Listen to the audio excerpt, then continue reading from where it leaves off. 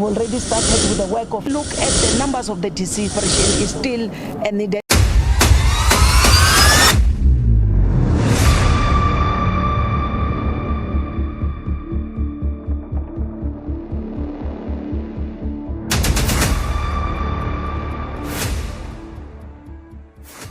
Already started with the work of investigating, and they've reassured us that within the next 48 hours they will be giving us preliminary report. However, by looking at and receiving the reports that we have, we cannot shy away from the fact that there are some areas which we think could have resulted into this road accident.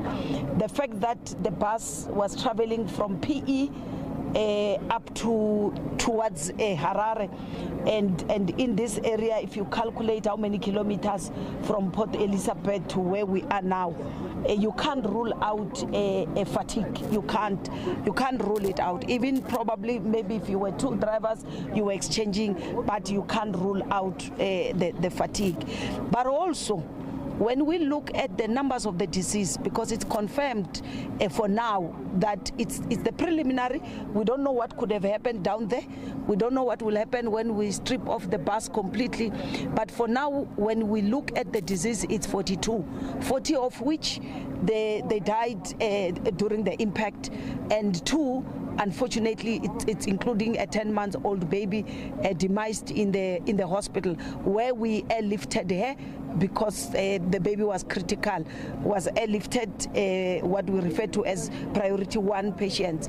Now, we then, when you look at that 42, you want to also look at the numbers of those that have survived, and you look at the total number of the priority 1. If we subtract the 2, you are left with 6 priority patients, 1.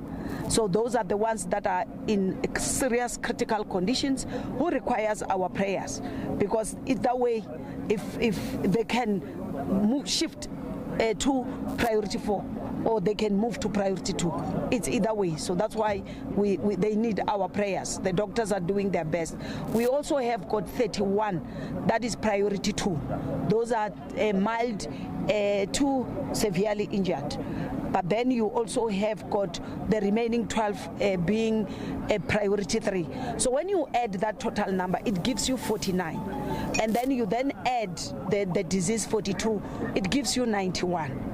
So logic and common sense will dictate to you, meaning this bus was overloaded. That we are waiting for RTMC report, but I can tell you, adding this number, we were overloaded. The bus owner, the preliminary report that he has given us, it's saying they were 69 that boarded the bus. So we don't know what could have happened, that is where I'm saying more investigation by the South African Police Services and also the Road Traffic Management Corporation is still needed to do that.